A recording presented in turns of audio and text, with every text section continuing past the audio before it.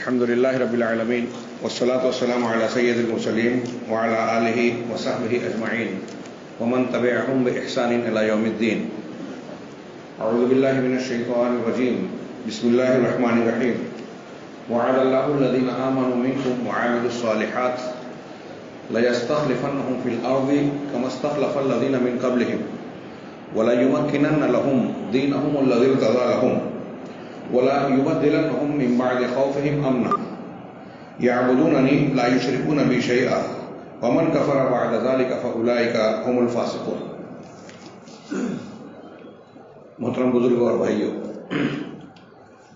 حمد و ثنا صلات کے بعد میں نے سورہ نور کی بڑی مشہور آیت تلاوت کی، جس میں اللہ تبارک و تعالیٰ نے ارشاد فرمایا کہ اللہ تبارک و تعالیٰ نے وعدہ کر رکھا ہے. کیا وعدہ کر رکھا ہے؟ کہ تم میں سے جو لوگ ایمان والے ہوں گے، ایمان لائیں گے اور اچھے صالح اعمال کریں گے. وعد اللہ الذین آمنوا منکم، تم میں سے جو لوگ ایمان لائے اور نیک اور صالح اعمال کیے، لیستخلفنہم فی الارض، کہ انہیں ضرور بضرور زمین میں خلافت سے نوازوں گا. کہ اللہ تبارک و تعالیٰ انہیں خلافت سے نوازے گا، حکومت دے گا. وَلَيُمَكِّنَنَّ لَهُمْ دِينَهُمُ الَّذِي ارْتَضَىٰ لَهُمْ، اور ان کے لیے اس دین کو قوت عطا کرے گا زمین میں، ملک میں، جو ان کے لیے اللہ نے پسند کیا، یعنی اسلام کو غلبہ دے گا. وَلَيُبَدِّلَنَّهُم مِّن بَعْدِ خَوْفِهِمْ أَمْنًا، اور ان کے خوف کی حالت کو امن و امان کی حالت سے بدل دے گا. یعبدوننی لا یشرکون بی شیئا، یہ جو لوگ ہیں ایمان والے، نیک اعمال کرنے والے، جن پر اللہ کے یہ انعامات ہوں گے کہ خلافت دے گا، دین کو غلبہ دے گا اور ان کے خوف کی حالت کو امن و سکون کی حالت میں تبدیل کر دے گا، ان کی صفت یہ بھی بیان کی کہ وہ صرف میری عبادت کریں گے، یعنی اللہ تبارک و تعالیٰ کی عبادت کریں گے اور اللہ کے ساتھ کوئی چیز، کسی چیز کو شریک نہیں ٹھہرائیں گے، شرک نہیں کریں گے. یہ قرآن کا ارشاد ہے. اللہ تبارک و تعالیٰ ایمان والوں کو خلافت، حکومت، ان کے دین کو غلبہ اور ان کے خوف کی حالت کو امن سے بدل دے گا. اللہ کا وعدہ ہے، اللہ تبارک و تعالیٰ اپنے وعدے میں غلط ہو ہی نہیں سکتا. اگر کوئی شخص ایسا مانے کہ اللہ اپنے وعدے سے پھر سکتا ہے یا اللہ کا جو وعدہ ہے وہ غلط ہو سکتا ہے، تو اس کا ایمان سلامت نہیں رہے گا، اس کا یقین نہیں رہے گا. اب یہ ایمان اور اللہ کا ارشاد ایک طرف رکھیے اور آج کے ہمارے اپنے حالات، ہندوستان کے موجودہ حالات پر سرسری نگاہ ڈالیے. این آر سی اور کیب کے مسئلے پر، شہریت ترمیمی بل کے مسئلے پر پورا ہندوستان سراپا احتجاج بنا ہوا ہے. احتجاج ہو رہے ہیں، کورٹ کی کارروائیاں ہو رہی ہیں، سیاسی ایوان سے لے کر سڑکوں تک احتجاج درج کرایا جا رہا ہے کہ یہ جو لوک سبھا اور راجیہ سبھا سے پاس کروایا گیا، اس میں موجودہ حکومت کی سراسر بدنیتی ہے. یوں تو تمام غریب نادار لوگ اس کی زد میں آئیں گے، لیکن اس کا اصل نشانہ اہل ایمان ہے، جن کے بارے میں اللہ تعالیٰ نے وعدہ کیا. این آر سی کا قاعدہ، قانون آسام میں نافذ کیا گیا. سالوں تک اس کی فہرست بنائی گئی کہ کون لوگ یہاں کے شہری ہیں اور کن کے پاس شہریت کا ثبوت نہیں ہے، ان کو در اندازوں کا ایک کیمپ بنا کر اس میں رکھا جائے اور پھر انہیں ان کے ٹھکانے لگایا جائے. پہلی لسٹ میں 40 لاکھ لوگ آئے جو اپنی شہریت ثابت نہیں کر سکے. شور ہنگامہ مچا، نظر ثانی ہوئی تو 19 لاکھ کی فہرست بنی. اس 19 لاکھ کی فہرست میں صرف 4 لاکھ مسلمان ہیں، جبکہ ظاہری یہ بات یہ تھی کہ زیادہ نشانہ مسلمانوں کو بنانا تھا. اس پر شور ہنگامہ مچا تو اب حکومت نے کیب بنایا، سٹیزن امینڈمنٹ بل لایا، جس میں واضح طور پر کمیونل اور فرقہ وارانہ یا مذہبی بنیاد پر تفریق کی گئی، جسے سارے انصاف پسند غیر مسلم قانون کے ماہرین، سیاست داں مسلمانوں کے علاوہ یہ بھی کہہ رہے ہیں، صاف صاف کہہ رہے ہیں کہ یہ ہندوستانی بنیادی آئین اور دستور کے خلاف ہے، جو سب کو برابری کا حق دیتا ہے، تمام شہریوں کو یکساں نگاہ سے دیکھتا ہے، تمام کے حقوق کو یکساں مانتا ہے۔ لیکن قید میں یہ کہا گیا کہ اگر کوئی شخص ہندو، سکھ، عیسائی، بدھ، جین مذہب کا ماننے والا افغانستان سے، بنگلہ دیش سے یا پاکستان سے یہاں آتا ہے تو یہ مانا جائے گا کہ وہ وہاں مظلوم تھا، مذہب کی بنیاد پر اسے یہاں پناہ گزی کی حیثیت ملے گی، مہاجر کی حیثیت ملے گی، اور سال بھر میں اس کو شہریت دے دی جائے گی کہ وہ ہندوستان کا شہری ہے، اور شہری ہوتے ہی اس کو شہریت کے سارے حقوق حاصل ہو جائیں گے، ووٹ دینے سے لے کر ملکیت، پراپرٹی اور دیگر تمام معاملات میں۔ جبکہ مسلمانوں کا معاملہ یہ ہوگا کہ اگر کوئی مسلمان آتا ہے تو اس کو پناہ گزی نہیں بلکہ درانداز مانا جائے گا کہ غیر قانونی طور سے گھسپیٹیے کے طور پر وہ ہندوستان میں، ملک میں داخل ہوا ہے، لہذا اسے دراندازوں کے کیمپ میں رکھا جائے گا، مجرم کی حیثیت سے مانا جائے گا، اور 25 سال تک اس کو شہریت نہیں ملے گی۔ یہ بین الاقوامی سطح تک کہہ رہے ہیں، لوگوں نے بتایا کہ اقوام متحدہ کا بھی جو پوری دنیا کے لیے حقوق انسانی کی بنیاد پر بنایا ہوا قانون ہے، اس کے خلاف ہے، ہندوستانی آئین دستور کی بنیاد میں بنیادی ڈھانچے کے خلاف ہے۔ مسلمانوں کو نشانہ بنانا، ان کے عرصہ حیات کو تنگ کرنا اس بل کا خاص مقصد ہے، چاہے حکومت کے کارندے اس کے برخلاف کہتے ہیں کہ نہیں ایسا نہیں ہے، لیکن جو پس منظر ہے موجودہ حکومت اور ان کے موافقین اور خلفاء کا جو سلوک مسلمانوں کے تعلق سے رہا ہے، اور گزشتہ کچھ دنوں سے جو معاملات چلے آ رہے ہیں، موب لنچنگ کو دیکھا جائے، پہلے گو ونش ہتیا کا قانون پاس کیا گیا، ذبیحے پر پابندی لگا دی گئی، پھر اس کے بعد جو ہے طلاق ثلاثہ والا مسئلہ اچھالا گیا، اس پر بھی مسلمانوں نے بڑے ایجیٹیشن، مخالفت، میمورنڈم، قانونی کارروائی کی، لیکن کوئی حاصل نہیں ہوا، بالآخر یہ بل پاس ہو گیا۔ پھر اس کے بعد بابری کشمیر کا 370 کا قضیہ آیا، پھر بابری مسجد کا قضیہ آیا، اور اب یہ قانون پاس کیا گیا لوک سبھا اور راجیہ سبھا سے، اس کو بل جبر، میں بل جبر ہی کہوں گا، اس کو پاس کروا لیا گیا، اور سارے ہندوستانیوں کو، خاص طور سے مسلمانوں کو صاف نظر آ رہا ہے کہ یہ تلوار مسلمانوں کی گردن پر لٹکائی گئی ہے۔ اب یہاں مسلمانوں کو دوسرے نمبر کا شہری بنا دیا جائے گا۔ ماہرین یہ لکھ رہے ہیں، بہت سارے نکات تکنیکی بھی لکھ رہے ہیں کہ ایک کام جو حکومت کا تھا کہ ہندوستان میں جو لوگ رہتے ہیں وہ ہندوستانی ہیں، شہری مانے جائیں گے، اگر کوئی غیر ملکی یہاں آ کر درانداز ہو رہا ہے تو یہ حکومت اور گورنمنٹ کا کام ہے کہ اس کو واضح کرے، ہائی لائٹ کرے کہ بھائی یہ ہے، اور ثبوت دے کر اس کے اوپر جائز قانونی کارروائی کرے۔ یہ نہ کرتے ہوئے حکومت نے اپنا کام پورے ملک کی 1 ارب 30 کروڑ آبادی پر یہ بات ذمہ داری لاد دی کہ آپ اپنے شہری ہونے کے سارے دستاویز اکٹھا کریں، جمع کریں، 71 یا 47 سے پہلے ہندوستان میں ہونا آپ اپنا ثبوت پیش کریں، تمام لوگوں کو لگا دیا۔ اب ایسا ملک جہاں اگر سیلاب کسی علاقے میں آتا ہے تو بینک اور سرکاری محکموں کی مشین میں ڈیٹا جو محفوظ ہے وہ محفوظ نہیں رہتے۔ کیرلا میں جب سیلاب آیا تو وہاں کی بینکوں کے جو ریکارڈ ہے وہ ختم ہو گئے، تو ایک عام آدمی کی کیا حیثیت ہے جو خاص طور سے غریب ہے، سیلاب زدہ ہو گیا، اس کے گھر میں آگ لگ گئی، یا کرائے کے مکان میں کبھی یہاں کبھی وہاں رہتا ہے، اس کے وہ اپنے کاغذات کتنا محفوظ رکھے گا؟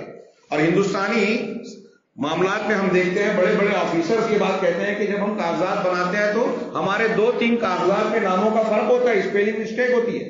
اب اگر ایک شخص چیک کرنے آئے اور آپ کے پاس سارے کاغذات بھی ہیں، 2 کاغذ میں اگر نام کے میں اسپیلنگ کا فرق ہے تو وہ آپ کو شک کی نظر سے دیکھا گا کہ آپ غیر ملکی ہیں اور آپ نے یہ جعلی کاغذات بنوائے، دستاویز بنوائے ہیں۔ ایسے اور بہت سارے ٹیکنیکل سوالات، لیکن اس سے ہٹ کر یہ کہ کچھ لوگ یہ بھی صاف صاف کہہ رہے ہیں، مسلمان ہی نہیں غیر مسلم بھی، کہ جس طرح یہ جو کوشش کی جا رہی ہے اس کے صاف تانے بانے نظر آ رہے ہیں کہ یہودی اور بین الاقوامی سطح پر مسلم دشمن، اسلام دشمن عناصر کی فکر سے جڑتے ہیں۔ جرمنی میں کسی زمانے میں یہودیوں کے ساتھ اس طرح کیا گیا تھا شہریت کا قانون بنا کر، اور پھر ان کے ساتھ ظلم و ستم کا سلسلہ جاری کیا گیا جو وہ لوگ بیان کرتے ہیں۔ فلسطین میں جو کچھ مسلمانوں کے ساتھ کیا جا رہا ہے یہودیوں کی طرف سے، اسے یہاں پریکٹیکل کے طور پر مختلف انداز میں نافذ کرنے کی کوشش کی جا رہی ہے، لیکن یہ لوگ بھول گئے کہ فلسطین اور ہندوستان میں فرق ہے۔ بہت سا فرق ہے، فی الحال میں اس طرف نہیں جاتا. وہ چیزیں یہاں کی جا رہی ہیں اور آپ دیکھیں کہ یکے بعد دیگرے یہاں بہت سارے مسائل ہیں. حکومت نے اپنے موجودہ پارٹی نے بہت سارے، حکمراں پارٹی نے بہت سارے وعدے کیے تھے اپنے منشور میں. یہاں مہنگائی ہے، بے روزگاری ہے، مختلف قسم کے سنگین مسائل سر اٹھا رہے ہیں. ان تمام سے لوگوں کا دھیان ہٹا کر، توجہ ہٹا کر صرف ان مسائل کو چھیڑا جا رہا ہے کہ طلاق ثلاثہ سے لوگوں نے سوال کیا کہ ہندو عورتوں پر جو ظلم ستم ہو رہا ہے، ان کے ساتھ زیادتی ہو رہی ہے، اس سے آنکھیں بند کر کے مسلم عورتوں کی ہمدردی کا ڈھونگ رچایا جا رہا ہے، مظاہرہ کیا جا رہا ہے. یہ بہت بڑا مسئلہ تھا. یہاں انہوں نے اس زمانے میں ہندوستان کی غیر مسلم خواتین کے جو حالات ہیں، قبائلی علاقوں میں جو عورتوں کو بیچا جاتا ہے، ان کے ساتھ ظلم زیادتی کی جاتی ہے، اس سے آنکھیں بند کر لی گئی اور مسلمانوں کو مظلوم بتایا گیا، مسلم عورتوں کو. طلاق اور حلالے کے تناظر میں اسلام اور اسلامی تعلیمات کو نشانہ بنانے کی کوشش کی گئی.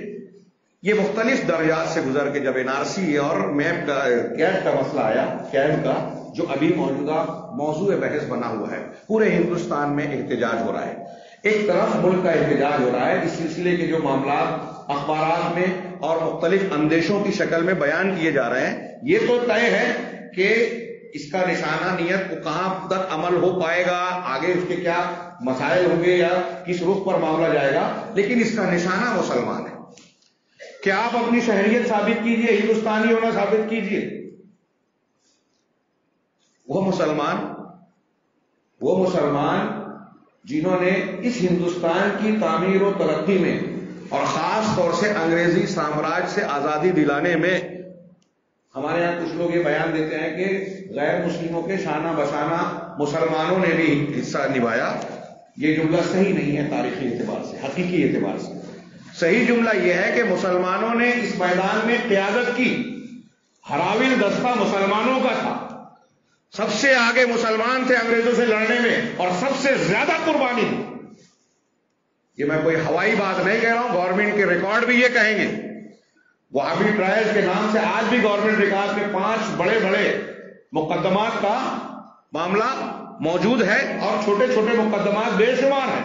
مسلمان ہی نہیں، غیر مسلم مورخین نے یہ اعتراف کیا اور مانا کہ 1857 کے بعد ولیم ہنٹر کی رپورٹ کے بعد، جس نے یہ کہا تھا کہ اس ہندوستان میں برطانوی حکومت کو خطرہ اگر کسی سے ہے تو وہابیوں سے. یہ وہابی اہل حدیثوں کو نام دے رکھا تھا انگریزی حکومت نے، وہابیوں سے خطرہ ہے.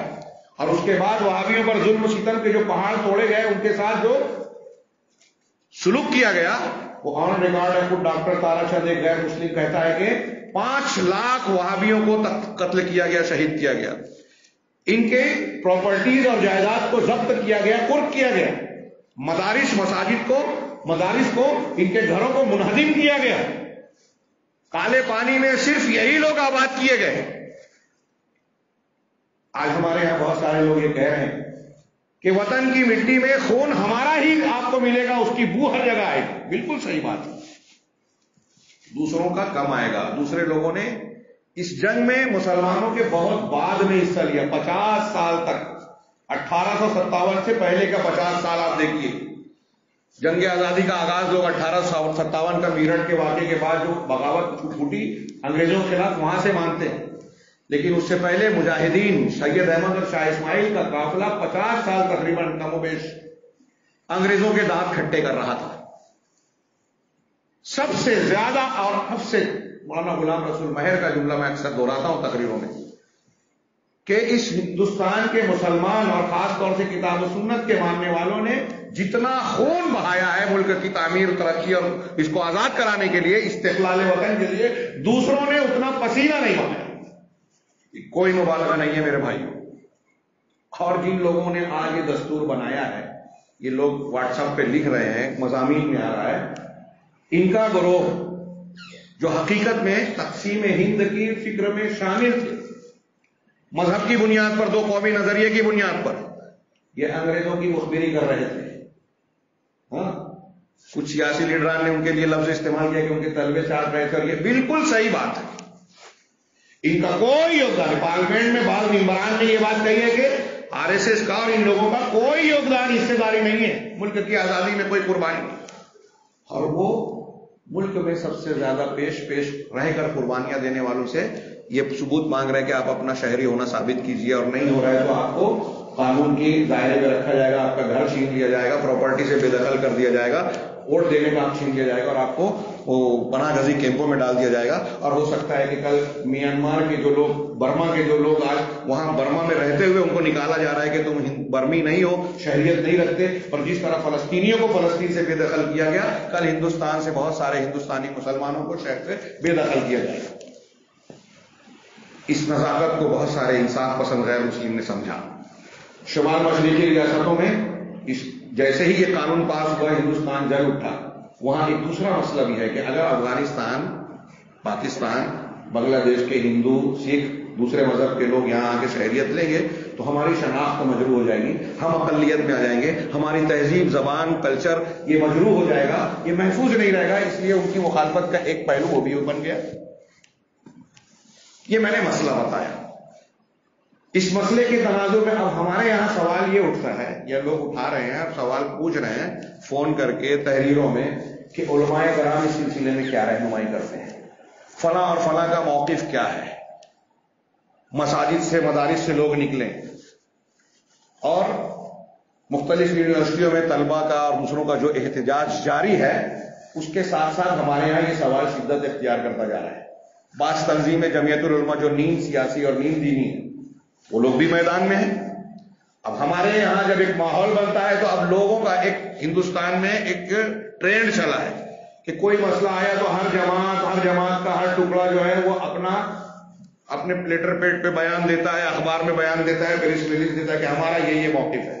میں بھی تھا وہاں۔ مسئلے کی سنجیدگی، گہرائی، اس سے قطع نظر یہ ہوتا ہے کہ اپنی حاضری درج کروائیے کہ کل جماعتی میں بھی تھا، میری بھی نمائندگی۔ اب اسی رو میں بہ کے ہمارے یہاں بعض علماء کرام بھی بڑا جوشیلا بیان دے رہے ہیں۔ ابھی یہ بحث چل رہی ہے واٹس ایپ پہ، خاص طور سے ہماری جماعت کے نوجوانوں میں، کہ بھائی سعودی عرب کے اور عرب علماء کے فتوے ہیں، ہندوستان کے بھی قرآن و حدیث کو ماننے والے علماء کا فتویٰ ہے کہ یہ جو احتجاج ہے، ہنگامے ہیں، شور مچایا جاتا ہے کسی معاملے میں، یہ اسلامی مزاج اور اسلامی تعلیم کے موافق نہیں ہے، ہمیں اس سے گریز کرنا چاہیے۔ تو اب ہمارا نوجوان طبقہ جو ہے مشتعل ہوتا ہے کہ ارے مولوی صاحب بزدلی کی بات کر رہے ہیں، ان کو اپنے گجروں سے، مدرسوں سے، مسجدوں سے باہر آنا چاہیے۔ میں نے بعض سنجیدہ علماء کی تقریریں سنی کہ خاموش مزاجی تمہیں جینے نہیں دے گی، اس دور میں جینا ہے تو کوہرام مچا دو۔ تو اب جینے کے لیے کوہرام مچانا ہے، تو میں نے مولوی صاحب کی کلپ سنی تو ان پہ غور کیا کہ کوہرام مچانے کا شرعی طریقہ انہوں نے نہیں بتایا۔ اگر آپ کہہ رہے ہیں کوہرام مچاؤ، ٹھیک ہے، ہم تیار ہیں، کوہرام کیسے مچائیں؟ ہندوستان میں، اور ہندوستان ہی نہیں، دنیا کے مختلف علاقوں میں ہم نے دیکھا ایک ٹرینڈ چل رہا ہے کہ مسلمانوں کو گھر سے کیسے نکالا جائے پہلے سے طے کیا جاتا ہے۔ وہ گھر سے نکلتے ہیں، انہیں نشانہ بنایا جاتا ہے۔ کتنے فسادات ہندوستان میں ہوئے، فلسطین کے معاملات ایسے ہی ہوئے، نیو یارک کے ٹوئن ٹاور کا معاملہ ہوا کہ اسے پہلے دھماکے سے گرایا گیا۔ ایک بڑی محققین کی جماعت کا کہنا ہے کہ خود یہودیوں نے وہ کام کروایا، الزام مسلمانوں پہ ڈالا گیا، اور پھر ایک ملک کی اینٹ سے اینٹ بجا دی گئی۔ رد عمل میں ابھی کل پرسوں کے واقعات بتاتے ہیں کہ کچھ لوگوں کا الزام ہے کہ جو جامعہ ملیہ کے باہر طلبہ کا ایجوٹیشن تھا، اس میں بسیں جلائی گئی، جلانے والے پولیس والے، اور پھر الزام ڈالا گیا طلبہ پہ، کارروائی کی گئی، بعد میں ابھی کلیئریفیکیشن دیا جا رہا ہے۔ تو آپ کے ہمارے لیے تو پہلے سے لوگوں نے منصوبہ بنا رکھا ہے کہ آپ نکلیں کوہرام مچانے کے لیے، اور رد عمل میں آپ کی اینٹ سے اینٹ بجا دی جائے۔ یہ مقصد ہے، یہ ہندو مسلم معاملہ بنانے کی کوشش کی جا رہی ہے۔ یہ غیر مسلم بہت سارے لوگ یہ بات کہہ رہے ہیں۔ سوال یہ ہے، ہم سے لوگ سوال کر رہے ہیں کہ شرعی نقطہ نظر سے کیا کہنا چاہیے۔ اب کوئی فتویٰ دیتا ہے کہ جب یہ احتجاج، سیاسی قسم کی نعرے بازی، ایجیٹیشن شرعاً درست نہیں، تو اب اس پر سوال اٹھاتے ہیں کہ ٹھیک ہے، یہ مسلم ملکوں کا، بعض شیخ ابن عثیمین وغیرہ کے فتوے کچھ لوگوں نے نقل کیے کہ بھائی مسلم ملک میں تو یہ طریقہ بالکل صحیح نہیں ہے، لیکن اگر کچھ ایسے ممالک ہیں جہاں کے قانون میں اس کی اجازت پائی جاتی ہے، اور وہاں اپنی مخالفت درج کروانے میں، ایسی اس طرح سے درج کروانے میں فائدہ نظر آتا ہے، نقصان نہیں، میں اپنے الفاظ میں نقل کر رہا ہوں۔ تو ایسی جگہ پر اس کی گنجائش نکل سکتی ہے جہاں ضرورت ہو. کوئی بڑا مسئلہ پیش آ رہا ہے, اس کے مقابلے میں چھوٹے نقصان والی بات یہ نظر آتی ہے, تو بعض حالات میں اس کو گویا ان کے بیان کے مطابق, میں یہ کہہ رہا ہوں, نقل کر رہا ہوں اپنے الفاظ میں, کہ انہوں نے ان کے بیان کے مطابق ہم یہ کہہ سکتے ہیں بعض حالات میں اس قسم کے راستے اختیار کیے جا سکتے ہیں. لیکن منصوبہ بندی کے تحت یہ غور کر لینا چاہیے, یہ میں کہہ رہا ہوں, کہ ہمارے کسی اقدام سے فائدے کی بجائے نقصان نہ ہو. میں یہ کہتا ہوں کہ قانونی کارروائی بالکل کی جائے, مضبوط انداز میں, مؤثر انداز میں, اس میں کوئی مسلمانوں کے نقصان کا پہلو نہیں ہے, شریعت کی مخالفت کا پہلو نظر نہیں آتا. کورٹ میں لڑا جائے نمبر 1, میمورنڈم وغیرہ دینے میں کوئی حرج نہیں ہے. اختلاف کی بات ہوتی ہے ان مناورات, جس کو عربی میں کہتے ہیں مناورہ, مظاہرات میں, جہاں شدت ہو جاتی ہے, کنٹرول سے باہر بھیڑ ہو جاتی ہے, یا ان پر حملہ ہو سکتا ہے. آپ کی بھیڑ جا رہی ہے, باہر سے کسی منصوبہ بند طریقے سے کسی اور نے پتھر مارا, اور پھر پولیس یا وہاں کی جو عناصر ہیں حکومت کے محکمے کے لوگ, وہ کہتے ہیں کہ جلوس کی طرف سے ہم پر پتھراؤ کیا گیا, اس لیے رد عمل میں ہم نے ایسا کیا. ایسا ہی ہوتا رہا ہے, جامعہ ملیہ میں بھی یہی ہوا. اگر اس بات پر گفتگو بھی کی جائے, جو لوگ سوال کر رہے ہیں, اس لیے میں نے ضمن یہ باتیں ذکر کی کہ موجودہ حالات میں جب یہ معاملہ سامنے آیا تو ہمارے یہاں پوچھا جا رہا ہے کہ ہمیں کیا کرنا چاہیے. ٹھیک ہے, ہم نے قانونی کارروائی کی, میمورنڈم دیا, اور کچھ تحریر کے ذریعے سے اپنے احتجاج کو درج کرایا. یہ کتنا مفید ہوگا, کتنا مفید ہوتا رہا ہے. طلاق ثلاثہ کے بارے میں کتنا مفید رہا, بابری مسجد کے قضیے میں کیا معاملہ ہوا, ہمارے سامنے. ہمارے مقابل جو لوگ ہیں وہ کتنے مضبوط ہیں. اچھا, ہم نے ان کاموں کے لیے جب یہ معاملہ اور یہ بل سامنے آ گیا, یہ صورتحال آ گئی, تو ہم غور و فکر کر رہے ہیں, ہم بحث کر رہے ہیں کہ کیا کرنا چاہیے مسلمانوں کو. یعنی جب ہمارے گردن پہ تلوار آئی تو ہم حل ڈھونڈ رہے ہیں. تو یہ جو چیزیں کی جا رہی ہیں یہ ہنگامی اور عارضی ہے, وقتی ہے. حالات اس طرح کے پیدا ہوئے تو ہم یہ بحث کر رہے ہیں, ان چیزوں پر گفتگو کر رہے ہیں. میں نے ابھی جمعہ کا خطبہ دیا مالیگاؤں, اور یہ بات کہی, اور یہ بات میں اکثر کہا کرتا ہوں کہ ہمارے سامنے جو مسائل, مشکلات, مصیبتیں, آفتیں جب آتی ہے, تو جب مصیبت آ گئی تب ہم گفتگو کرتے ہیں. سوال ہر مسلمان پوچھے اپنے آپ سے, میں جو کہنے جا رہا ہوں, کہ ہمارا یہ ایمان ہے, ہم عام حالات میں بار بار بولتے رہتے ہیں کہ اللہ تبارک و تعالیٰ کا دین قیامت تک کے مسائل کا حل لاتا ہے. نبی کریم صلی اللہ علیہ وسلم کی تعلیمات اور سیرت میں ہمارے جتنے بھی مسائل, سورج مغرب سے نکلے گا اس وقت تک, دجال کا خروج ہوگا اس حالات میں, ان حالات میں بھی اللہ کے نبی صلی اللہ علیہ وسلم کی تعلیم موجود ہے یا نہیں؟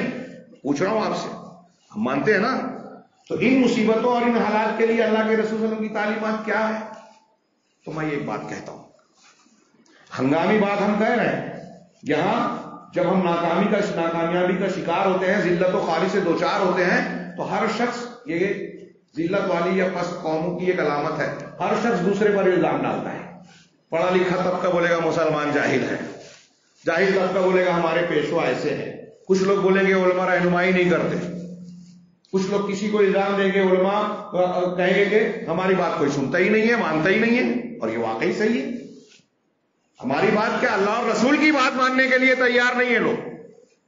ایک قوم نے جس نے آج حکومت حاصل کر لی, اپنے حکومت کے مختلف محکموں میں اپنی اچھی خاصی قوت ڈال دی, آج کورٹ کے فیصلے بھی انصاف کے تقاضوں کے خلاف ان کے منشا کے مطابق ہو جاتے ہیں, جو ہم دیکھ رہے ہیں بابری مسجد قضیے میں اور کئی قضیوں میں دیکھا. انہوں نے ایک رات اور 2 رات میں, 1 ہفتے 2 ہفتے میں یہ محنت کی ہے.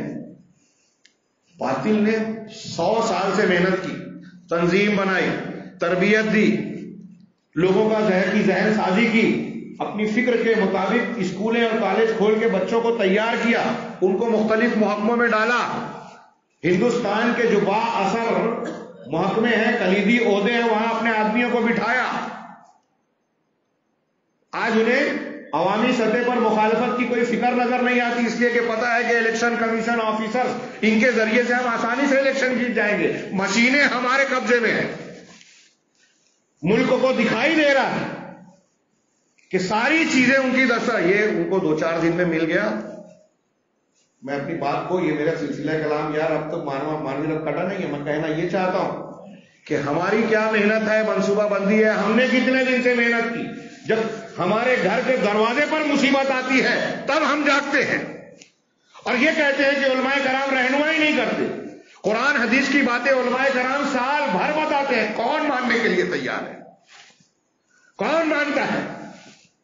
قرآن حدیث کی یہ تعلیمات، میں نے قرآن کی ایک آیت پڑھی، 20 آیتیں پڑھی ہے کہ مصیبتوں کے قرآن اور حدیث ہمیں کیا بتاتی ہے کہ مسلمانوں پر مصیبتیں. امتحان ہوگا کہ نہیں ہوگا؟ ہر بچہ ہمارے یہاں بار بار سنتا ہے کہ دنیا امتحان کی جگہ. ہمارا امتحان ہوگا، آزمائشیں آئے گی. انبیاء کرام علیہ السلام کے دشمن تھے، حملے ہوئے، ان کو ستایا گیا، مارا گیا، ہر قسم کی اذیت و تکلیف دی گئی. ہمیں نہیں دیا جائے گا؟ ہم نے کہا کہ ہم مسلمان ہیں، ہم قرآن و حدیث کو ماننے والے ہیں، اللہ کے یہاں مقبول ہو گئے، جنتی ہو گئے. اونچ نیچ نہیں آئے گی، آئے گی، آ رہی ہے. اور آپ اور ہم کتنا بھی چیخیں چلائیں، یہ اللہ کی آزمائش سے آئے گی. اب ان میں کیا فلسفہ ہے، کیا حکمت ہے، اللہ تبارک و تعالیٰ کی مشیت اور منشا کیا ہے؟ قرآن حدیث کی تعلیمات اس سے بھری پڑی ہے اور علماء کرام مسلسل اس کو بیان کرتے ہیں. آپ خود پڑھتے ہیں، جانتے ہیں، لیکن مانتا کوئی نہیں ہے. ہم سیاسی حل کی بات کر رہے ہیں، ایجیٹیشن اور ہنگاموں کی بات کر رہے ہیں، ریلی نکالنے کی بات کر رہے ہیں، احتجاج درج کرانے کی بات کر رہے ہیں، فلاں مہم، دستخطی مہم، اور یہ مہم اور یہ ساری باتیں ٹھیک ہے، قانون کے دائرے میں آپ کو کیجیے جہاں فساد نہ نظر آئے. لیکن میں یہ کہتا ہوں کہ ساری باتیں کر رہے ہیں، ہم شرعی حل اختیار کرنے کے لیے تیار ہیں کیا؟ نہیں ہے. شریعت ہمیں کیا حل بتاتا ہے؟ مسلمانوں کی مصیبت کی وجہ کیا ہے؟ مسلمان کس وجہ سے اللہ کے عذاب کا شکار ہوتے ہیں؟ کس وجہ سے اللہ کی رحمت سے محروم ہوتے ہیں؟ کون سی بنیادیں اور وجہ ہوتی ہے جس سے دشمن غالب ہوتا ہے، ظالم حکمراں مسلط ہوتا ہے، مسلمانوں کی دعائیں قبول نہیں ہوتی؟ چند آیتیں میرے پاس کاغذ پہ لکھی ہوئی ہے. اللہ تبارک و تعالیٰ نے ذکر وَلَقَدْ أَخَذْنَاهُمْ بِالْعَذَابِ فَمَا اسْتَقَامُوا لِرَبِّهِمْ وَمَا يَتَضَرَّعُونَ کہ ہم نے ان کو عذاب میں پکڑ لیا، ان قوموں کو عذاب میں پکڑ لیا. فَمَا اسْتَقَامُوا لِرَبِّهِمْ لیکن اس کے باوجود یہ اللہ کے سامنے جھکنے کے لیے تیار نہیں، اللہ کے سامنے جھکے نہیں، عاجزی اختیار نہیں کی، ماننے کو تیار نہیں. وَمَا يَتَضَرَّعُونَ اور نہ ہی اللہ سے گڑگڑاتے ہیں، دعا مانگتے ہیں. گڑگڑاتے نہیں ہیں، پلٹتے نہیں ہیں، رجوع نہیں کرتے.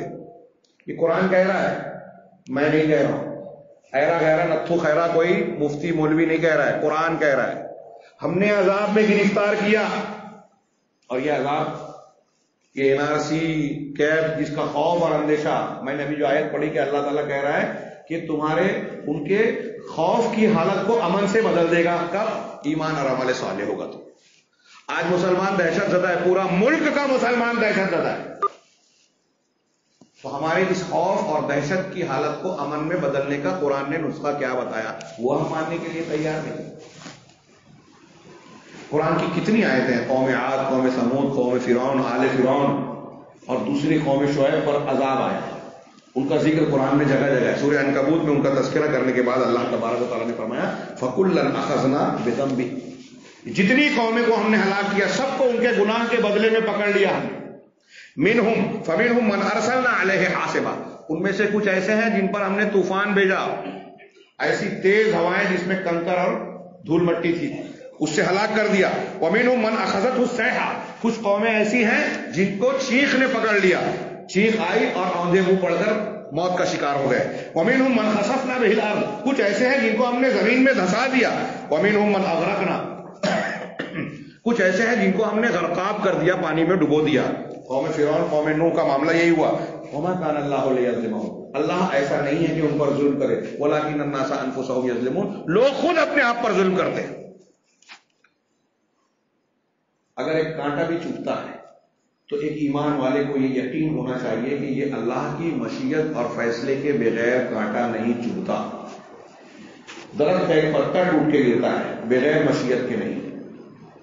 آپ کے گھر میں آپ کے والد صاحب اور آپ کے اندر نہیں بن رہی ہے، الجھن ہے، آپ کا آپ کے پڑوسی سے رشتہ داروں سے جھگڑا ہو گیا، پریشانی ہے، نیند نہیں آ رہی ہے، دل میں درد محسوس ہو رہا ہے لیکن حل نہیں کر رہے ہیں، یہ سب عذاب کی کیفیت ہے میرے بھائیوں، سب عذاب کی کیفیت ہے. حضرت ایاز فضیل ابن عیاض کا قول مجھے یاد آ رہا ہے، وہ کہتے ہیں کہ میں جو ہے انی لاعرف شؤم معصیتی فی خلق زوجتی و دابتی، کہ میں اپنے گناہ کی نحوست کو، اپنے گناہ کے برے اثر کو اپنی بیوی اور اپنے گھر کے جانور کے سلوک میں پا لیتا ہوں، سمجھ لیتا ہوں، پہچان جاتا ہوں۔ یعنی جب میں اللہ کی کوئی نافرمانی کرتا ہوں، گناہ کا ارتکاب کرتا ہوں، تو اس کا بدلہ میری بیوی کے سلوک میں مجھے نظر آتا ہے، میرے گھر کے جانور کے سلوک میں نظر آتا ہے۔ یہ دیکھیے ایمان والوں کے سوچنے کا انداز۔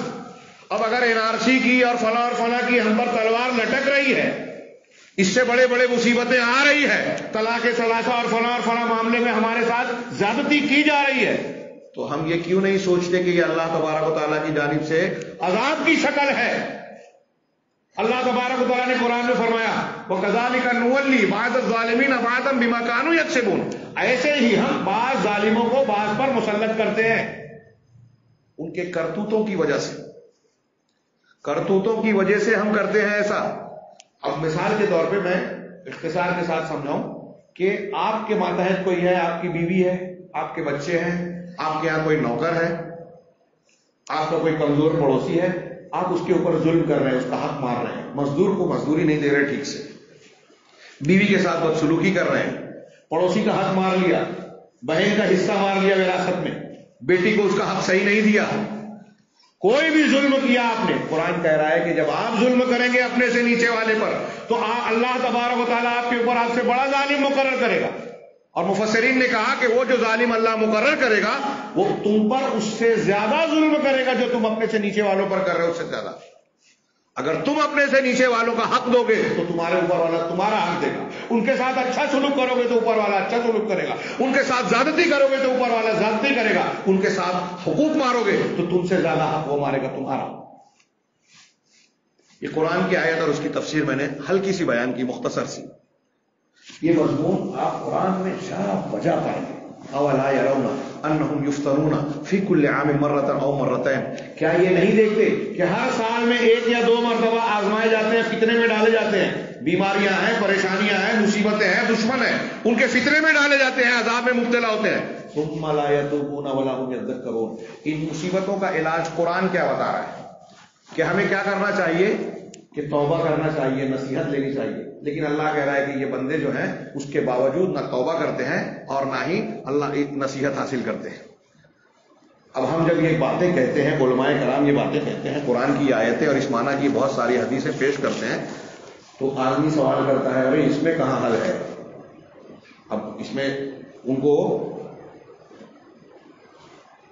عقلیت نظر نہیں آتی، لاجک نظر نہیں آتی کہ یہ NRC کا مسئلہ کہاں ہے، طلاق ثلاثہ کورٹ کا مسئلہ، حکومت کا مسئلہ، سیاست کا مسئلہ، اور یہ وہی قرآن اور حدیث کی پرانی باتیں پیش کر رہے ہیں۔ نوجوان کو یا لوگوں کو یہ لگتا ہے، یہ میں یہی کہنا چاہتا ہوں کہ یہ جو خلا ہے، تربیت کا فقدان ہے، دین کی ناسمجھی ہے، اور ہماری شاید کمزوری ہے کہ ہم نے ٹھیک سے سمجھایا نہیں۔ ان سب چیزوں کی لاجک ہے۔ میں نے ابھی فضیل ابن عیاض کا قول بتایا کہ میری بیوی اگر میرے ساتھ بدسلوکی کر رہی ہے، میری نافرمانی کر رہی ہے، میرا جانور اگر کوئی غلط حرکت ایسی کر رہا ہے جس سے مجھے تکلیف ہو رہی ہے، تو اس کا مطلب میں نے کوئی گناہ کیا ہے، اس کا نتیجہ یہاں آ رہا ہے۔ یہ وہ سوچتے تھے اور ہم ماننے کو تیار نہیں تھے۔ بات کو سمیٹو کہ اللہ تبارک و تعالیٰ نے یہ جو کسی بھی بڑی سے بڑی مصیبت ہے، میں اکثر کہا کرتا ہوں اور میں نہیں کہتا، ہمارے سلف کا حضرت عمر بن خطاب نے ایک لمبا چوڑا خط لکھا تھا حضرت سعد بن ابی وقاص کو، جب وہ قادسیہ اپنے ایران کی محاذ پر تھے، ایران فتح کر رہے تھے ایک شہر سے دوسرے شہر، تو انہوں نے شکایت بتائی تھی کہ بہت سارے دشمنوں کی تعداد بہت زیادہ ہے، ان کے ہتھیار بہت۔ حضرت عمر نے جو خط لکھا تھا بہت پیارا خط ہے، گھر گھر میں لکھ کے لٹکا دینا چاہیے۔ انہوں نے لکھا تھا کہ مجھے تم پر دشمن کا ڈر نہیں ہے، تم پر جو خوف ہے وہ تمہارے گناہوں کا ہے، تم تقوی اختیار کرو۔ یہ جملہ دماغ میں بٹھائیے، عمر فاروق کہہ رہے ہیں کہ تم تقوی اختیار کرو، تقوی تمہارا سب سے بڑا ہتھیار ہے، سب سے بڑا ہتھیار۔ ہم ماننے کو تیار نہیں۔ تقوی تمہارا سب سے بڑا ہتھیار ہے اور دشمن کے خلاف سب سے بڑی چال ہے. دشمن کے خلاف سب سے بڑی چال ہے. کون کہہ رہا ہے؟ اکبر المکیدہ، سب سے بڑی چال تمہاری تقوی ہے. یعنی تم نیک رہو گے تو دشمن کے خلاف تم کو اللہ کی مدد ملے گی. سب سے زبردست چال ہے. تو حضرت آگے کہا کہ مجھے تم پر اس بات کا ڈر نہیں ہے کہ دشمنوں کی تعداد زیادہ ہے، ان کا ہتھیار زیادہ ہے. نہیں، بدر میں اور ابتدائی جنگوں میں ہماری تعداد بہت کم تھی، پھر بھی فتح ملی. کیوں؟ ایمان اور تقوی کی وجہ سے. اگر تم بھی گناہ کرنے میں مشرکین اور کافرین اور دشمنوں کے جیسے ہو جاؤ گے تو اللہ تعالیٰ تمہاری مدد نہیں کرے گا. اور جب اللہ کی مدد نہیں رہے گی تو تعداد اور دنیاوی اسباب کی بنیاد پر فتح اور شکست کا مسئلہ حل ہوگا. وہ دشمن تعداد میں زیادہ ہے، ہتھیار زیادہ ہیں، ان کی چالیں ہیں، لہذا وہ تم پر فتح پا جائیں گے. لیکن اگر تم تقوی اور پرہیزگاری پر رہو گے تو اللہ کی مدد ہوگی، اور اللہ کی مدد ہوگی تو کوئی تعداد، کوئی ہتھیار تم کو زیر نہیں کر سکتا. میں نے جمعہ کے خطبے میں 2 مثالیں دی. غزوہ بدر میں مسلمانوں کی تعداد کتنی کم تھی، آج بھی لوگوں کو حیرت ہے کہ کیسے وہاں فتح حاصل ہوئی. غزوہ حنین میں مسلمانوں کی تعداد بہت زیادہ تھی. شروع میں مسلمانوں پر جب حملہ ہوا یا مقابلے کی بات آئی تو قرآن نے کہا اذ اعجبتکم کثرتکم ولقد نصرکم اللہ فی مواطن کثیرہ ویوم حنین اذ اعجبتکم کثرتکم فلم تغن عنکم من اللہ شیئا، کہ اللہ نے بہت سارے مقامات پر تمہاری مدد کی، اور حنین والے دن بھی جب تمہاری کثرت نے تم کو دھوکے میں ڈال دیا یا تم کو غرور میں ڈال دیا تھا کہ آج تو ہم اتنے ہیں، بدر میں اتنے کم تھے پھر بھی فتح، آج کون ہرا پائے گا، اتنی تعداد ہے. تو اللہ نے کہا فلم تغن عنکم شیئا من اللہ شیئا، اللہ سے اس چیز نے، تعداد نے، کثرت تعداد نے تم کو کوئی فائدہ نہیں دیا. پہلا حملہ جب کافروں کا ہوا تو مسلمانوں کے فوج لشکر میں چھڑ گیا. نبی کریم صلی اللہ علیہ وسلم 12-13 لوگوں کے ساتھ صرف میدان میں تھے. حضرت ابن عباس نے آواز دی تو کچھ دیر بعد کچھ اور واپس لوگ آئے تو زیادہ سے زیادہ 200 لوگ ایک لمبے چوڑے ثقیف اور غازی کے بہت بڑے لشکر کے سامنے ٹکے رہے. تو حاصل کلام یہ کہ تعداد، اسباب اور مادی چیزوں کی بنیاد پر مسلمانوں کی فتح نصرت کا انحصار نہیں ہے. ہماری ایمانی قوت، اللہ سے تعلق، اللہ سے استعانت، اس سے دعا کرنا. بدر کے میدان میں اللہ کے رسول اللہ تعالیٰ نے کہا یا ایھا الذین آمنوا اذا لقیتم فئۃ فاثبتوا، اے ایمان والو دشمنوں سے اگر مٹ بھیڑ ہو تو ثابت قدم رہو، ٹکے رہو، پیچھے مت ہٹو، بکو مت، حق پر قائم رہو. واذکروا اللہ کثیرا لعلکم تفلحون، اللہ کا خوب ذکر کرو تاکہ تم فلاح پا جاؤ. اب یہ تو ہم کر سکتے ہیں نا. ابھی سوال کرتے ہیں کہ ہم کو یہ کرنا چاہیے، وہ کرنا چاہیے. اللہ تعالیٰ جنگ کی حالت میں کہہ رہے ہیں اللہ کا ذکر خوب کرو. اللہ کا خوب ذکر کرنے والے کون ہیں؟ صحابہ تابعین نے کہا کہ جو نمازوں کے بعد صبح اور شام کے اذکار اور دعائیں، کھانے پینے کی دعائیں، سونے جاگنے کی دعائیں، جو مختلف دن رات کی دعائیں بتائے گئی، ان کا اہتمام کریں.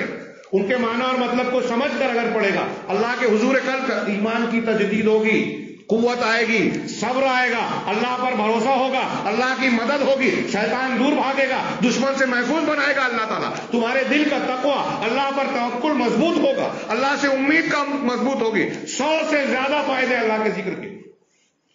پھر آگے اللہ نے کہا، میں نے جمعہ کے دن اس کی آیت پر خطبہ دیا سورہ بدر، غزوہ بدر کے تناظر میں، کہ اللہ کا خوب ذکر کرو شاید کہ تم کامیاب ہو جاؤ. اس کے بعد کیا کہا؟ وَأَطِیعُوا اللَّهَ وَرَسُولَهُ، اللہ اور اس کے رسول کی اطاعت کرو، اللہ اور اس کے رسول کی بات مانو. اب اس کو ماننے کے لیے قوم تیار ہی نہیں ہے. سیاسی حل، ایجوٹیشن، ہنگامہ، لیکن اللہ اور رسول کی بات ماننے کے لیے تیار نہیں، کہ مسلک کے خلاف ہے، دماغ کے خلاف ہے، یہ بات سمجھ میں نہیں آتی، وہ بات سمجھ میں نہیں آتی. میں یہ کہنا چاہتا ہوں کہ قرآن و حدیث جو حل پیش کرتا ہے ہم ماننے کو تیار ہی نہیں ہے. اسی آیت میں آگے کہا وَلَا تَنَازَعُوا فَتَفْشَلُوا وَتَذْهَبَ رِيحُكُمْ، اور آپس میں جھگڑو نہیں ورنہ کمزور پڑ جاؤ گے، پست ہمت ہو جاؤ گے، اور تمہاری ہوا اکھڑ جائے گی، تمہاری حکومت چلی جائے گی، قوت چلی جائے گی، تمہارا دبدبہ دشمنوں کے دل میں نہیں رہے گا. آج ہم دیکھ رہے ہیں کہ مسلمان کھلونا ہے، ورلڈ بینک ہے، کسی کی کوئی خاطر میں لاتا نہیں ہے. غیر مسلم کہہ رہا ہے کہ مسلمان کیوں ڈر رہے ہو، کس بات سے ڈر رہے ہیں، ہم تمہارے ساتھ ہیں، ایسی کلپ آ رہی ہے. ایک ڈری سہمی قوم کے طور پر آج ہم جانے جا رہے ہیں جو کیا آیت بنائے گئے. کیوں؟ ولا تنازعوا، یہ ایک جملہ، جھگڑو نہیں، ہم تیار ہیں، ماننے کے لیے تیار ہیں. صرف مسلک کا جھگڑا نہیں ہے ہمارے، کیا جھگڑے ہیں مسلک پہ، وہ جھگڑا ہم ختم ہی نہیں کرنے کو تیار ہیں. قرآن حدیث کی دلیلیں آ جائے، کوئی آتی رہے، ہم جس بزرگ کو، بڑوں کو مانتے ہیں، باپ دادا کو مانتے ہیں، وہی مانیں گے. قرآن کی بات کیوں مانیں؟ اب جب قرآن کی بات ماننے کے لیے تیار نہیں تو NRC میں اور اس سے زیادہ خطرناک قسم کا عذاب ہم پر مسلط ہو جائے کوئی بڑی بات نہیں. یہ حل ہے مستقل حل منصوبہ بندی کے ساتھ.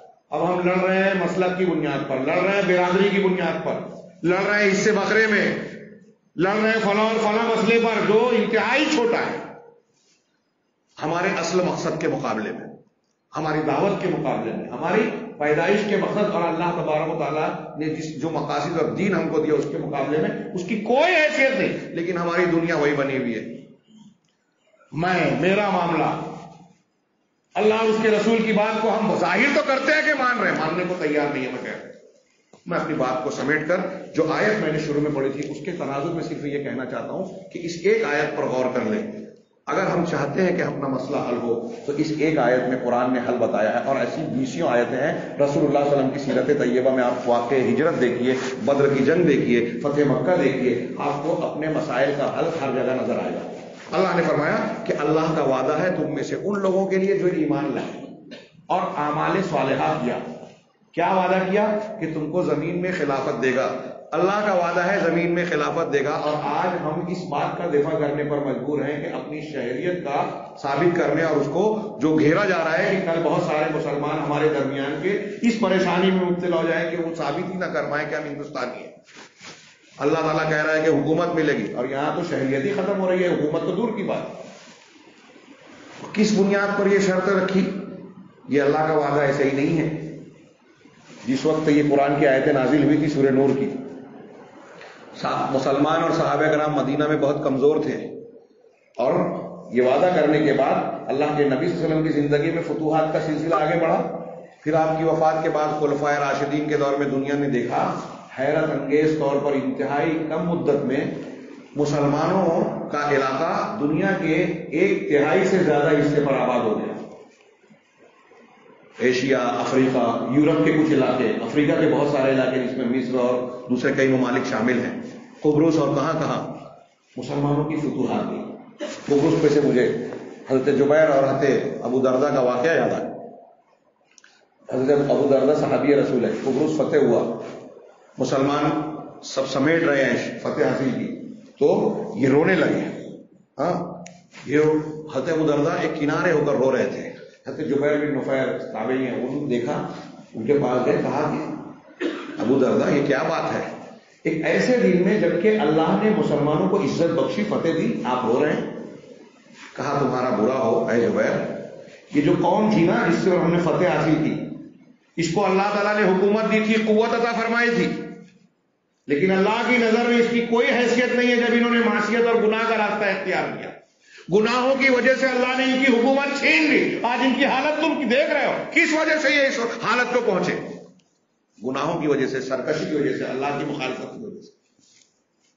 یہ میں مزاج بتا رہا ہوں. صحابہ کرام یہ جانتے تھے کہ ہمارے لیے سب سے بڑا مسئلہ ہمارے گناہ ہے. اب یہاں بھی دیکھیے اس آیت کے تحت اللہ تعالیٰ فرما رہا ہے کہ تم میں جو ایمان والے ہو. اب ہمارے یہاں سب لوگ تقریباً میں کہتے ہیں ہمارے ایمان کی کمزوری ہے اس لیے ہو رہا ہے. بہت صحیح بات ہے، لیکن وہ ایمان ہے کیا سمجھنے کو تیار ہی نہیں ہے لوگ. اللہ پر ایمان، رسولوں پر ایمان، کتابوں پر ایمان، آخرت پر ایمان، تقدیر پر ایمان، یہ تفصیل ہے. ایمان کی اپنی تفصیل ہے. اب رسول پر ایمان، صاحب بول رہے ہیں کہ رسول کو مانتا ہوں. کیسے مانتے ہیں؟ اللہ پر ایمان. کوئی مسلمان اپنے آپ کو کہنے والا یہ بولے گا کہ میں اللہ پر ایمان نہیں رکھتے ہیں، لیکن کیسے رکھتے ہیں؟ جیسے قرآن حدیث بتاتی ہے ویسے رکھتے ہیں. کوئی اللہ کے اسماء و صفات کو قرآن حدیث میں جیسے بتایا ویسے نہیں مانتا. ہمارے پیر صاحب بولتے ہیں وحدت الوجود ماننا ہے، وہ مان رہے ہیں. ہندوؤں کا عقیدہ مان رہے ہیں. ہمارے عقیدوں میں شرک ہے، ایمان کی مخالفت ہے. مختلف کون سا قسم ایمان کے مخالف؟ شرک اکبر اور کفر اکبر، شرک اصغر اور کفر اصغر، نفاق اکبر اور نفاق اصغر ہے جو آج مسلمانوں میں نہیں پایا جاتا. اگر آپ چاہتے ہیں کہ NRC کی مصیبت ہم سے ہٹے، ٹلے، اللہ کی مدد ملے، تو کوشش کیجئے منظم طریقے سے کہ ہمارے درمیان سے، ہماری صفوں سے شرک ختم ہو. ختم نہیں ہو رہا ہے تو کم سے کم آپ اس پر محاذ کھڑا کریں.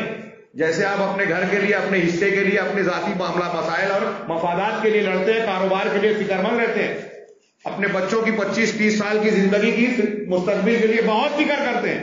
ایسے آپ دین کی فکر کیجیے, محنت کیجیے کہ ہمارے یہاں اگر کوئی تعویذ پہنتا ہے تو ہم اس کو سمجھائیں, کوئی تعزیہ پرستی کرتا ہے, بت پرستی کرتا ہے, کوئی قبروں کی پوجا کر رہا ہے تو ہم ان کو سمجھائیں. یہ خاموشی سے آپ دعوت کا کام کیجیے, جو انبیاء کا طریقہ ہے. اللہ کا وعدہ اسی پر ہے کہ آپ ایمان درست کریں. اور ایمان درست ہوگا تو ہمارے جو چھوٹے موٹے جھگڑے ہیں نا گھر میں جماعت میں ہوتے رہتے ہیں, یہ ایمان والے اپنے آپ کو روز اخبار میں رپورٹ چھپاتے ہیں, انہوں نے اتنا بڑا اجلاس کیا, وہ اتنے بڑے دین کا کام کرنے والے, لیکن برکت کہیں نظر نہیں آ رہی. میں ایک مثال دوں صرف کہ ہمارا ایمان کیسا ہے, غور کیجیے. ہمارے یہاں آج جماعتوں میں کتنے جھگڑے ہیں, مسجدوں میں کتنے جھگڑے ہیں, برادریوں میں کتنے جھگڑے ہیں. یہ جھگڑے کیوں ہیں؟ ایمان کا اگر ایمان ہوگا تو ایک سیدھی سمپل بات ہے کہ آدمی کے اندر اخلاص ہوگا, کوئی بھی کام اللہ کے لیے کرنے کا جذبہ. اب ہمارے یہاں اخلاص کا کیا حال ہے؟ کوئی اقتدار میں اگر نہیں آیا, کسی کو صدر سیکریٹری نہیں بنایا گیا تو وہ ناراض, کسی کی مشورے کو نہیں مانا گیا تو وہ ناراض, وہ فلاں سے ناراض ہے. کیوں؟ اس نے فلاں وقت جو ہے اس کے ساتھ ایسا سلوک کیا تھا, تو وہ زندگی بھر کے لیے ناراض ہے. اس کے گھر شادی میں نہیں جائے گا, میت میں نہیں جائے گا. یہ جو ہم روزمرہ کی زندگی میں ہمارے کس گاؤں اور گھر میں نہیں ہے آج یہ بتائیے. میں اپنے آپ کو بھی شامل کر رہا ہوں, میں اس سے کوئی بری نہیں, اسی سماج کا حصہ ہوں. ہمارے یہاں یہ جو جھگڑے ہیں نا, جماعتوں میں جھگڑا, تھوڑا سا کچھ معاملہ ہوا تو جماعت کے 2 ٹکڑے کر دیے, اور اس کے بعد ایسا بنتے ہیں, اپنا کردار عمل اس طرح لوگوں کے سامنے پیش کرتے ہیں جیسے سب سے پہلے جنت میں جانے والے گروہ میں یہ شامل رہیں گے. کام کیا نہیں کیا رپورٹ چھپنی چاہیے, ان کے مقابلے میں ہمارا جو ہے فوٹو زیادہ آنا چاہیے, یہ دکھانا. یہ اخلاص ہے, یہ دکھاوا. اور یہ جھگڑا اگر اخلاص ہوگا تو ہمارا جھگڑا ہی نہیں ہوگا. میری بجائے اگر آپ صدر سیکرٹری بن گئے تو میں کہوں گا کہ کوئی بات نہیں, دین کا کام ہونا چاہیے. حضرت خالد بن ولید رضی اللہ عنہ کو سپہ سالار سے ہٹا کر ابو عبیدہ بن جراح کو بنایا گیا. لوگوں نے آ کے کہا کہ خالد بن ولید یہ غلط ہوا آپ کے ساتھ, ہم آپ کے ساتھ ہیں, آپ احتجاج کیجیے. تو کہا نہیں, میں عمر کے راستے میں جنگ نہیں کر رہا ہوں, عمر کے رب کے راستے میں جنگ کر رہا ہوں. اب جب رب کے لیے کر رہا ہوں تو اس سے کوئی فرق نہیں پڑتا کہ میں سپہ سالار کی حیثیت سے لڑوں یا ایک عام سپاہی کی حیثیت سے. یہ جذبہ آج ہمارے یہاں ہے. کتنے جھگڑے ہیں, ہماری کوئی جماعت بغیر جھگڑے کے نہیں ہے. جتنے جھگڑے ہیں وہ سب علامت ہے کہ ہمارے یہاں اخلاص نہیں ہے.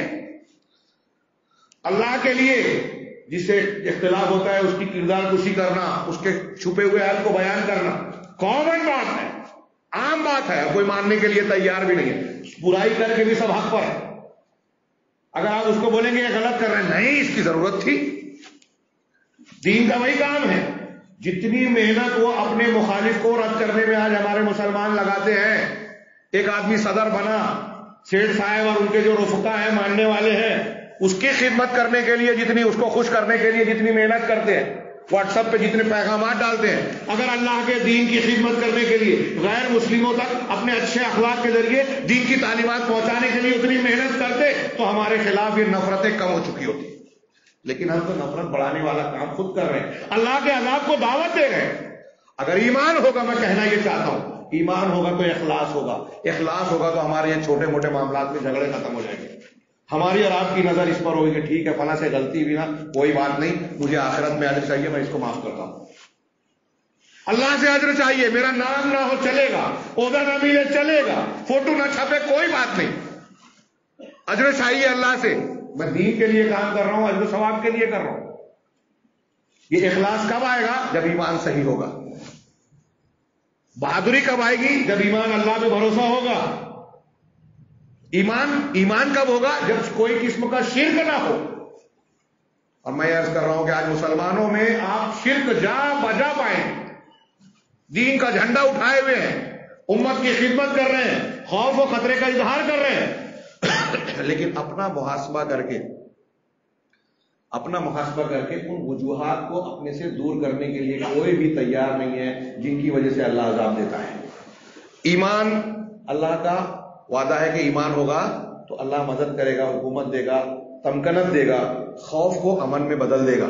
اگر ہم آج دہشت زدہ ہیں اور دہشت سے نکل کے امن کی حالت میں آنا چاہتے ہیں تو قرآن کہہ رہا ہے ایمان لے آؤ, ایمان والے بنو. اب ایمان کو صحیح ڈھنگ سے سمجھو. ایمان کو سمجھنے کے لیے یہ بھی سمجھو کہ شرک کسے کہتے ہیں, بدعت کسے کہتے ہیں, اور کفر کسے کہتے ہیں, نفاق کسے کہتے ہیں. قرآن اور حدیث کی روشنی میں ایمان کو سنوارا جائے, دل میں اخلاص پیدا کیا جائے, صرف اللہ پر بھروسہ ہو, دعا صرف اللہ سے کی جائے, امید صرف اللہ سے کیا جائے, نفع نقصان کا مالک اسی کو سمجھا جائے, کسی گنڈے تعویذ, کسی تازیہ, کسی قبر اور کسی فلاں اور فلاں سے امیدیں وابستہ نہ کی جائے. وہ بزرگ ہوں گے, بزرگ ہیں, مانا جائے, لیکن اللہ کی صفت اور خصوصیت کسی غیر اللہ کو نہ دی جائے. لیکن یہ بات جو میں نے اتنی سادگی سے یہاں اس مسجد میں کہی, آج کے ماحول میں اگر ہم بیان کریں تو کچھ لوگ یہ کہیں گے دیکھیے ان حالات میں بھی یہ اختلافی بات کر رہے ہیں. یہ اختلافی بات نہیں ہے, دین کی جڑ بنیاد ہے, اور جب تک ہم ایمان کو درست نہیں کریں گے, شرک سے اپنے آپ کو, اپنے سماج کو پاک نہیں کریں گے, دل کو صاف نہیں کریں گے, اس وقت تک اللہ تبارک و تعالیٰ کی طرف سے عزت اور اس کے جو مدد کے وعدے ہیں وہ حاصل نہیں ہو سکتے. تم میں سے جو لوگ ایمان لائے, اللہ نے ان سے وعدہ کیا, وعملوا الصالحات, اور صالح اعمال کیے, برے اعمال نہیں. اب کتنے لوگ صالح اعمال کے نام پہ برے اعمال کر رہے ہیں, کتنی بدعتیں ہیں. نیک عمل کی تشریح آپ نے بار بار پڑھی کہ عمل صالح کسے کہتے ہیں, ایک تو وہ جس کے اندر اخلاص ہو, دوسرے وہ جو رسول اللہ صلی اللہ علیہ وسلم کی سنت کے موافق ہو.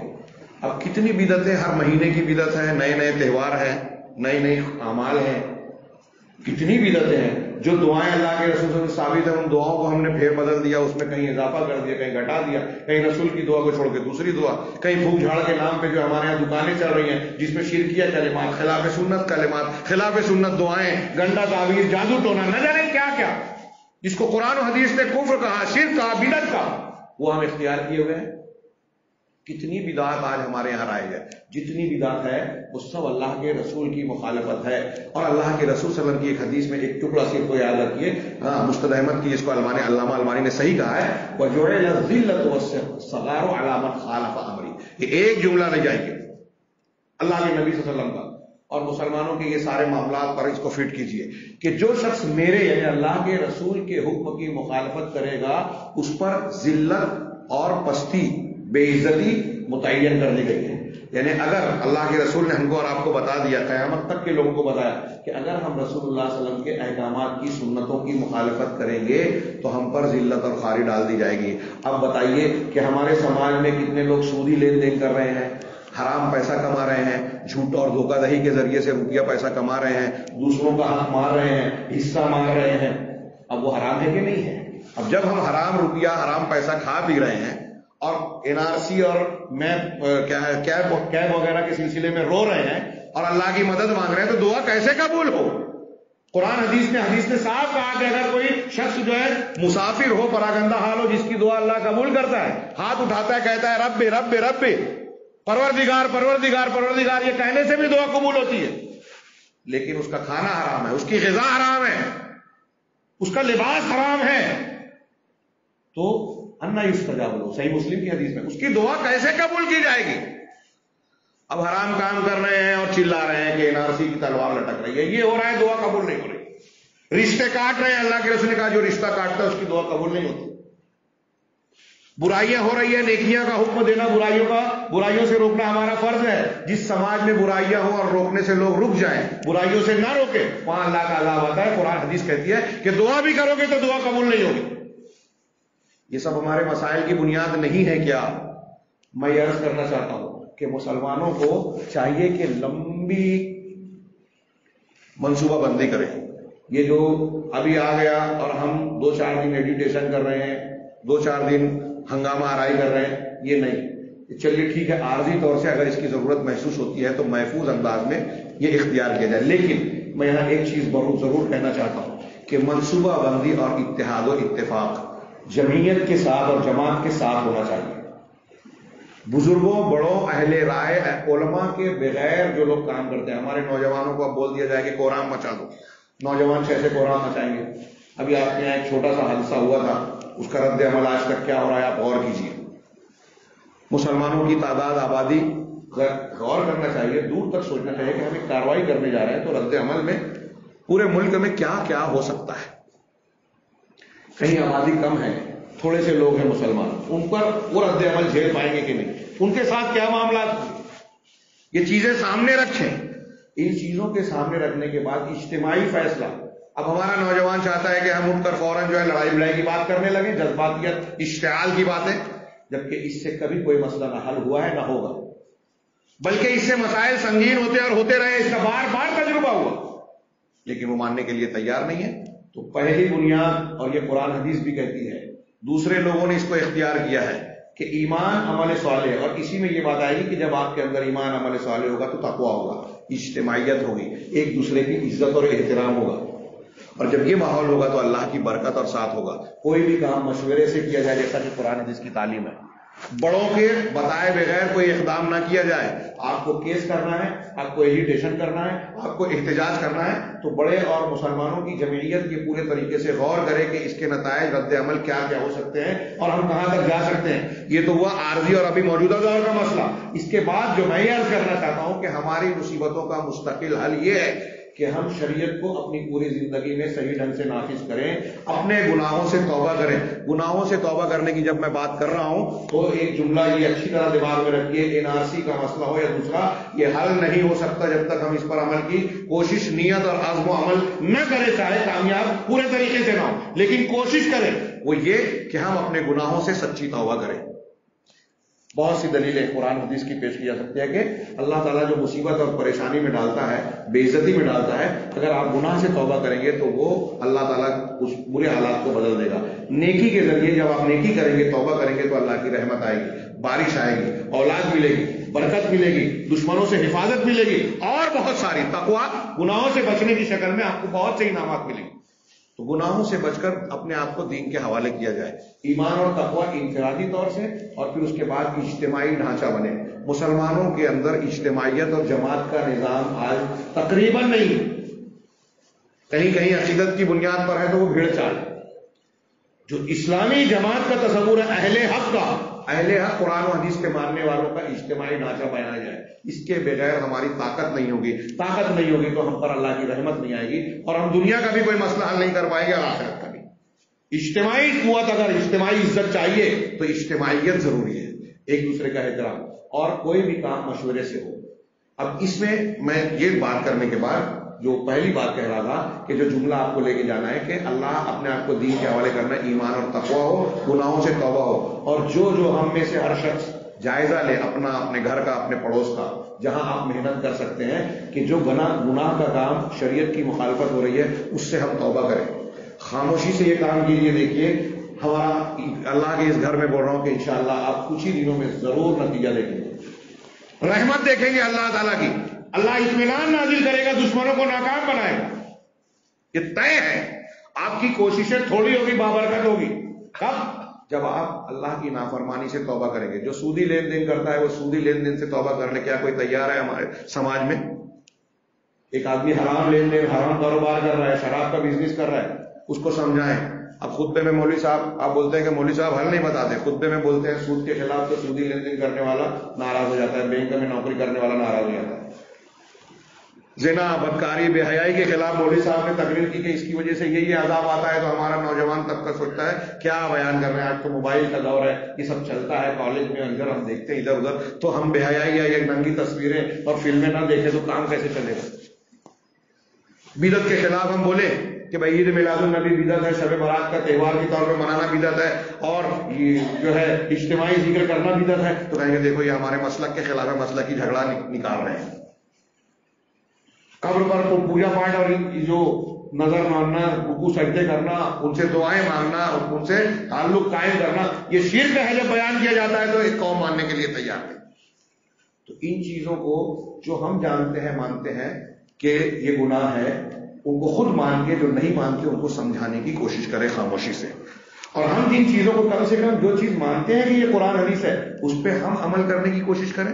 حرام کام چھوڑ دیں، گندگی سے توبہ کریں، حرام روپیے پیسے اور دولت کھانے سے پرہیز کریں، یہ عزم کریں کہ جھوٹ نہیں بولیں گے، دھوکہ نہیں دیں گے، کسی کو تکلیف نہیں پہنچائیں گے، کوشش کریں ہماری مائیں بہنیں، ہمارے گھر کے ایک فرد یہ کوشش کریں کہ غیبت چغلی نہیں کریں گے، کسی پر الزام نہیں لگائیں گے، کسی کی عزت سے نہیں کھیلیں گے۔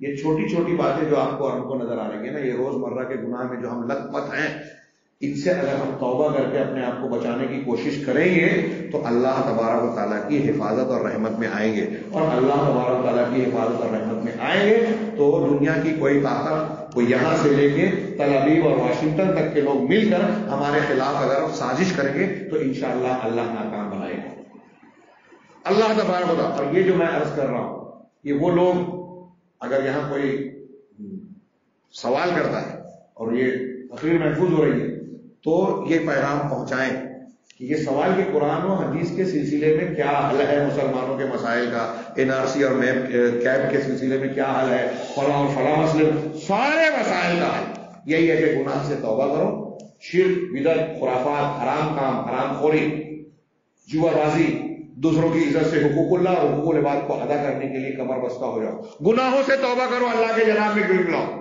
یہ مستقل حل ہے۔ اور جہاں تک زمین پر کام کرنے کی بات ہے تو ایمان اور تقوی اور عمل صالح کی بنیاد پر ایک دوسرے کا تعاون کریں، اتحاد قائم کریں صفوں میں، لیکن میں جانتا ہوں، یہ کہہ رہا ہوں کہ ہم لوگ اس کے لیے تیار نہیں ہیں، اور جب اس کے لیے اگر ہم تیار نہیں ہیں تو میں ایسا مانتا ہوں کسی کو برا لگے تو برا لگے کہ آپ ابھی سے لے کے پورے سال روز جلوس نکالیں، روز ایجوکیشن کریں، روز دھرنے پر بیٹھیں، روز میمورنڈم دیں، کوئی مسئلہ حل نہیں ہوگا۔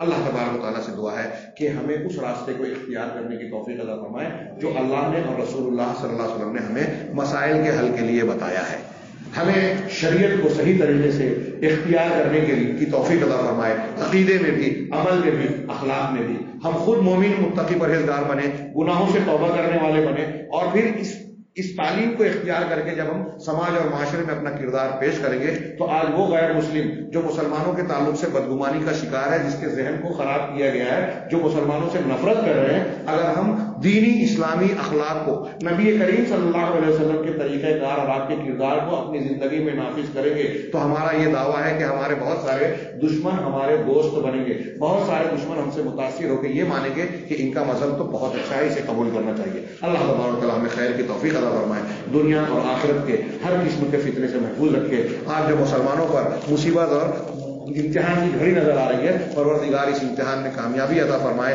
دشمنوں کی چالوں کو ناکام بنائے، مسلمانوں کی اور ہماری اور آپ کی صفوں میں اتحاد پیدا کرے۔ یہ اتحاد صحیح عقیدے کی بنیاد پر ہوگا، ہمیں صحیح عقیدہ سمجھنے، دوسروں کو سمجھانے اور جو سن رہے ہیں ان کو اختیار کرنے کی توفیق عطا فرمائے، اور اس کی برکت سے دنیا اور آخرت کے ہر قسم کے فتنے سے محفوظ رکھے۔ اقول قولی ھذا واستغفر اللہ لکم سائر المسلمین، وصلی اللہ علی نبینا محمد وآخر دعوانا ان الحمد للہ رب العالمین۔